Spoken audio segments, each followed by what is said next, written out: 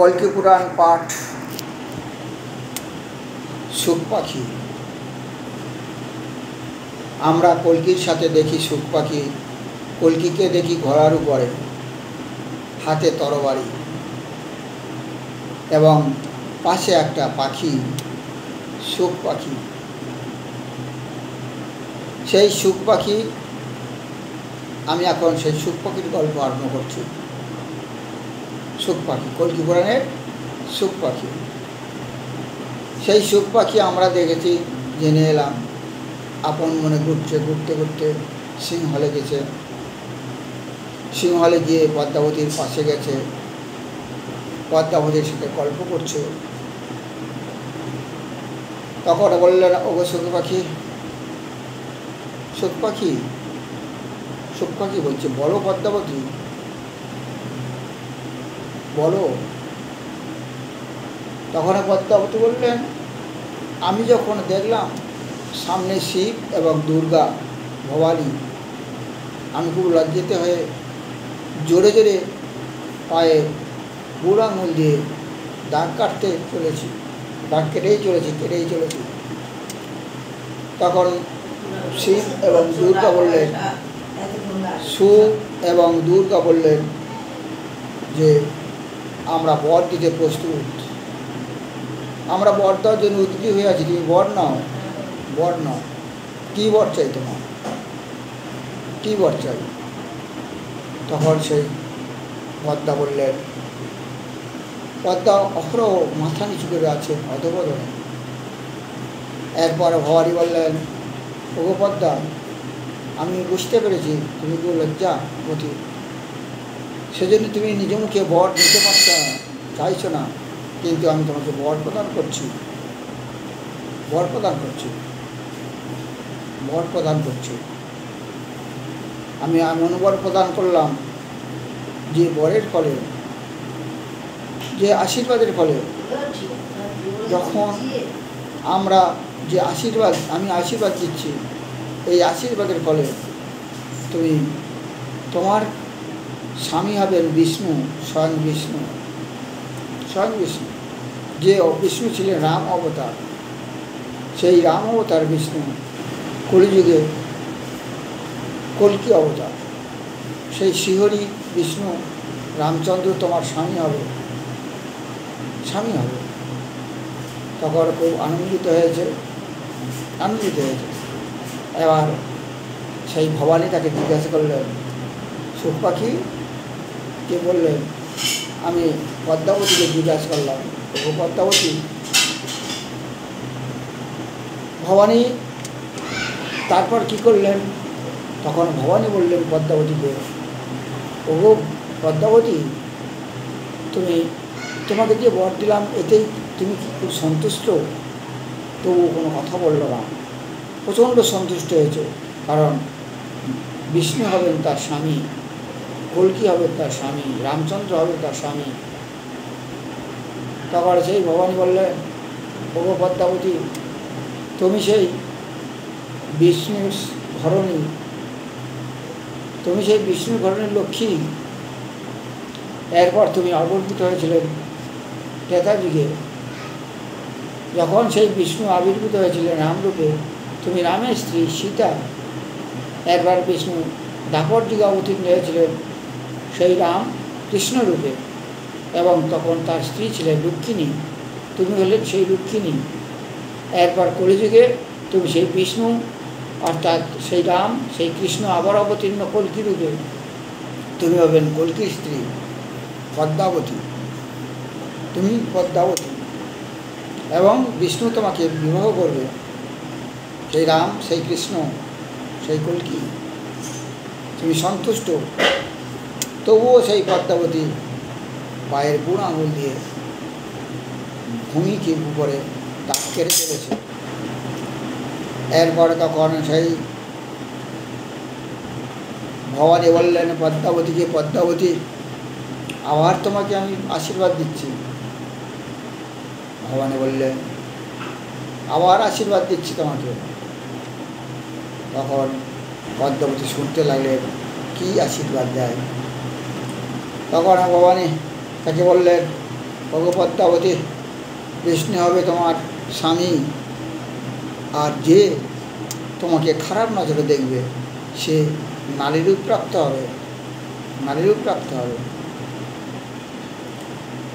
তখন ওই কথা শুনে পদ্মাবতী প্রচণ্ড দুঃখিত হলেন।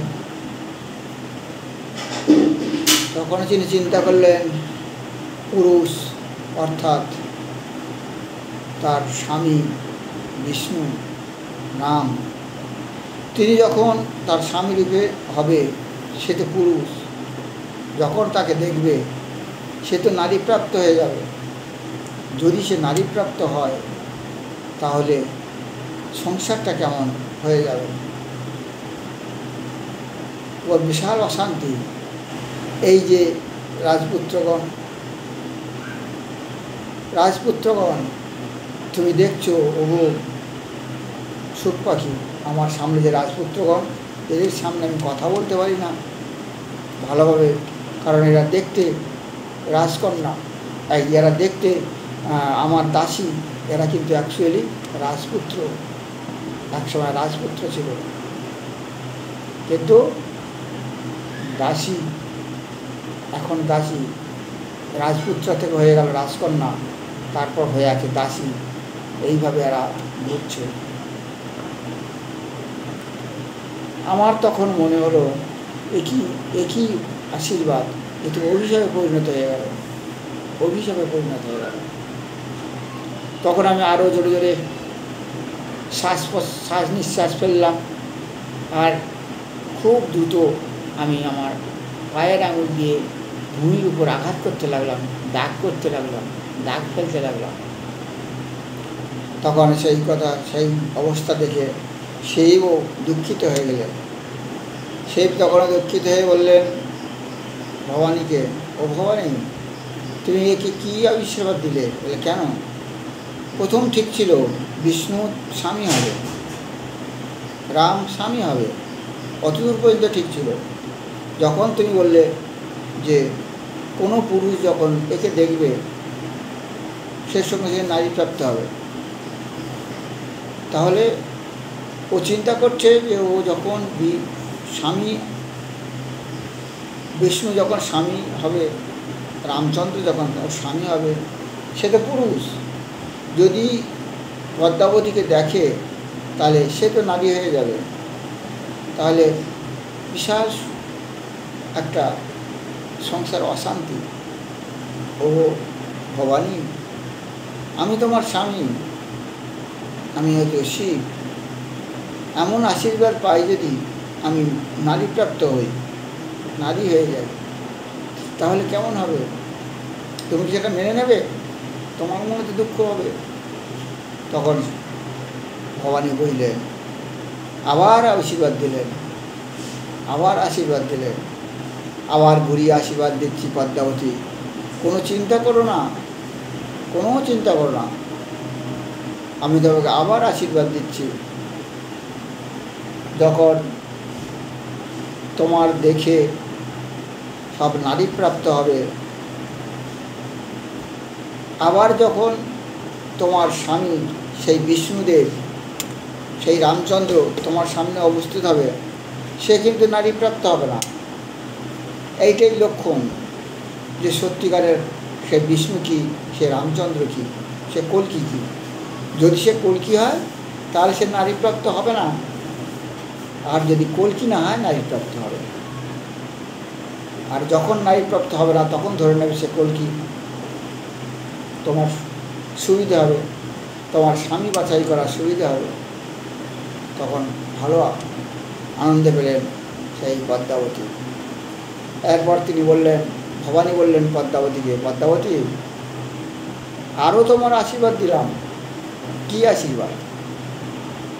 যদি কেউ নারীপ্রাপ্ত হয়ে থাকে, কোনো পুরুষ নারীপ্রাপ্ত হলে সেই পুরুষ যখন বিষ্ণুকে দেখবে, যখন সেই কল্কিকে দেখবে, রামকে দেখবে, সঙ্গে সঙ্গে সে পুরুষ প্রাপ্ত, যেমন পুরুষ ছিল তেমন পুরুষ হয়ে যাবে।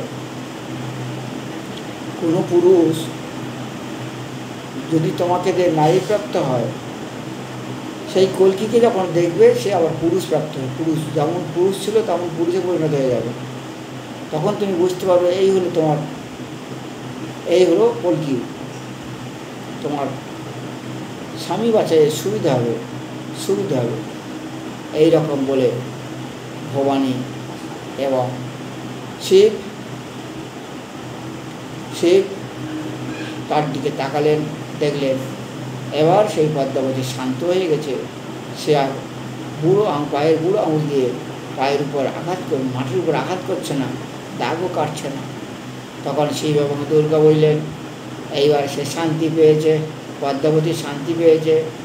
এইভাবে পদ্মাবতীকে আশীর্বাদ করতে করতে শিব এবং দুর্গা অর্থাৎ ভবানী অন্তর্ধান হয়ে গেলেন। এরপর পরের দিন